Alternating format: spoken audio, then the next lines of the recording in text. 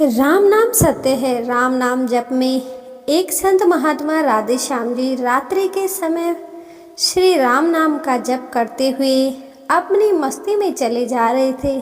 जाप करते हुए वे एक घने जंगल से गुजर रहे थे। व्यक्त होने के कारण वे महात्मा बार बार देशांतरण करते रहते थे। वे किसी एक स्थान पर अधिक समय तक नहीं रहते थे। वे ईश्वर नाम के प्रेमी थे। दिन रात उनके मुख से राम नाम का जप चलता रहता था। स्वयं राम नाम का जाप करते तथा औरों को भी उसी मार्ग पर चलने के लिए प्रेरित करते। राधे श्याम जी घने जंगल में मार्ग भूल गए थे, पर अपनी मस्ती में चले जा रहे थे कि जहाँ राम ले चले वहाँ दूर अंधेरे में बीच में बहुत सी दीपमालाएं प्रकाशित थी। महात्मा जी उसी दिशा की ओर चलने लगे। निकट पहुँचते ही देखा कि वृक्ष के पास अनेक प्रकार के वाद्य यंत्र बज रहे हैं। नाच गान और शराब की महफिल जमी है। इसी स्त्री पुरुष साथ में नाचते कूदते हंसते और को हंसा रहे हैं। इन्हीं महसूस हुआ कि ये मनुष्य नहीं प्रेत आत्मा है। राधे श्याम जी को देखकर एक प्रेत आत्मा ने उनका हाथ पकड़कर कहा, ओ मनुष्य, हमारे राजा तुझे बुला रहे हैं, चल। वे मस्त भाव से राजा के पास गए और सिंहासन पर बैठा था। वहाँ राजा के इर्द गिर्द कुछ प्रेत खड़े थे। प्रेतराज ने कहा, तुम इस ओर क्यों आए? तुम्हें मौत का डर नहीं है?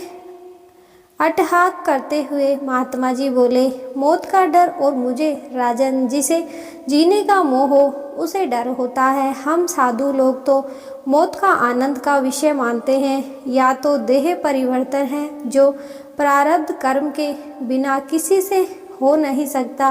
प्रेतराज बोला, तुम जानते हो हम कौन हैं? महात्मा जी बोले, मैं अनुमान करता हूँ कि आप प्रेत आत्मा हो। प्रेतराज बोला, तुम जानते हो लोक समाज हमारे नाम से कांपते हैं। महात्मा जी बोले, प्रेतराज, मुझे मनुष्य में गिनने की गलती मत करना। हम जिंदा दिखते हुए भी जीने का इच्छा से रहित मृत तुल्य हैं। यदि जिंदा मानो तो भी आप हमें मार नहीं सकते। जीवन मरण कर्माधीन है। और एक प्रश्न पूछ सकता हूँ? प्रेतराज बोला, पूछो, क्या प्रश्न है? महात्मा जी बोले, आज यहाँ जश्न क्यों मनाया जा रहा है? प्रेतराज बोले, मेरी इकलौती कन्या के लिए योग्य पति न मिलने के कारण अब तक कुंवारी है, लेकिन अब योग्य पति की मिलने की संभावना है। कल उसकी शादी है, इसलिए यह उत्सव मनाया जा रहा है। महात्मा जी हंसते हुए बोले, तुम्हारा जमाई कहाँ है? मैं उसे देखना चाहता हूँ। प्रेतराज बोले, जीने की इच्छा का मोह त्याग करने वाले महात्मा, अभी तो वह हमारे प्रेत योनि को प्राप्त नहीं हुआ है। वह इस जंगल के किनारे एक गांव के धनवान का पुत्र है। महादुराचारी होने के कारण वह इस वक्त भयंकर रोग से ग्रसित है। कल संध्या के समय पहले उसकी मृत्यु होगी और फिर उसकी शादी मेरी कन्या से होगी, इसलिए रात भर हम उत्सव मनाएंगे। राधे श्याम जी वहाँ से विदा होकर श्री राम नाम का जप करते हुए जंगल के किनारे के गांव में पहुँचे। उस समय सुबह हो चुकी थी। एक प्राणी से महात्मा ने पूछा, इस गांव में कोई श्रीमान का बेटा बीमार है? ग्रामीण बोला, हाँ महाराज, हीरालाल सेठ का बेटा चंद्रशेखर 1 वर्ष से रोगग्रस्त है। बहुत उपचार के बाद भी उसका रोग ठीक नहीं हुआ। महात्मा बोले, क्या वो जैन धर्म का पालन करते हैं? ग्रामीणों ने जवाब दिया, उनके पूर्वज जैन थे, किंतु भाटिया के साथ व्यापार करते हुए अब वे वैष्णव हुए हैं। महात्मा हीरालाल सेठ के घर पहुँचे। चंद्रशेखर की हालत गंभीर थी। अंतिम घड़ियाँ, फिर भी महात्मा को देखकर माता पिता को आशा की किरण दिखी। उन्होंने महात्मा का स्वागत किया। सेठ पुत्र पलंग पर निकट आकर महात्मा राम नाम की माला जपने लगे। महात्मा बोले, क्यों चंद्रशेखर, अब तो ठीक हो? चंद्रशेखर ने आंखें खोलते ही अपने सामने एक तपस्वी संत को देखा तो रो पड़ा। बोला, महात्मा जी, आप मेरे अंत सुधारने के लिए पधारे हैं। मैंने बहुत पाप किए हैं। भगवान के दरबार में क्या मुँह दिखाऊंगा? फिर आप जैसे महात्मा के दर्शन हुए हैं, यह मेरे लिए शुभ संकेत है। इतना बोलते ही उसकी सांस फूलने लगी, वह खांसने लगा। बेटा निराश ना हो, भगवान राम प्रतीत पावन है, तेरी यह अंतिम घड़ी है। अब काल से डरने का कोई कारण नहीं है। खूब शांति से चित्त विरक्ति के तमाम वेगों को रोककर श्री राम नाम का जप मन में लगा ले। राम नाम जप में लगा जा। दिन ढलते ही चंद्रशेखर की बीमारी बढ़ने लगी। वेद हकीम बुलाए गए, किंतु अंतिम समय आ गया था। यह जानकर महात्मा जी ने थोड़ा झुककर उसके कान में राम नाम लेने की याद दिलाई। राम बोलते ही उसके प्राण पंखुड़े उड़ गए। लोगों ने रोना शुरू कर दिया। शमशान यात्रा की तैयारी होने लगी। मौका पाकर महात्मा जी वहाँ से चल दिए।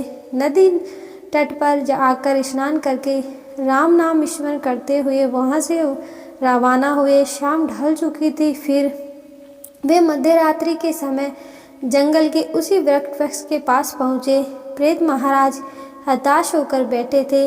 वे सब प्रेत रो रहे थे। महात्मा ने पूछा, प्रेतराज क्या हुआ, कुछ अहित हुआ है? प्रेतराज बोला, हाँ भाई, इसलिए रो रहे हैं, हमारा सत्यानाश हो गया। मेरी बेटी की आज शादी होनी थी, अब वह कुंवारी रह जाएगी। महात्मा बोले, प्रेतराज तुम्हारा जवाई तो आज मर गया है, फिर तुम्हारी बेटी कुंवारी क्यों रह जाएगी? प्रेतराज ने चिढ़कर कहा, तेरे पाप से। मैं मूर्ख हूँ कि मैंने कल तुझे सब बता दिया। तूने हमारा सत्यानाश कर दिया। महात्मा ने नम्र भाव से कहा, मैंने आपका हित किया, यह मुझे समझ नहीं आता, क्षमा करना। मुझे मेरी भूल बताओगे तो मैं दोबारा नहीं करूँगा। प्रेतराज जलते हृदय से कहा, यहाँ से जा कर तूने मरने वाले को राम नाम स्मरण का मार्ग बताया और अंत समय भी राम नाम कहलवाया। इससे उसका उद्धार हो गया और मेरी बेटी कुंवारी रह गई। महात्मा जी बोले, क्या सिर्फ एक बार राम नाम जप लेने से वह प्रेत योनि से छूट गया? आप सच कहते हो? प्रेतराज बोला, हाँ भाई, जो मनुष्य राम नाम का जप करता है वह राम नाम जप के प्रताप से कभी हमारी योनि को प्राप्त नहीं होता। भगवान राम नाम के जप में नर कोटि धारणी शक्ति है। प्रेत द्वारा राम नाम का यह प्रताप सुनकर महात्मा जी प्रेमाक्ष बहाते हुए समाधि में लीन हो गए।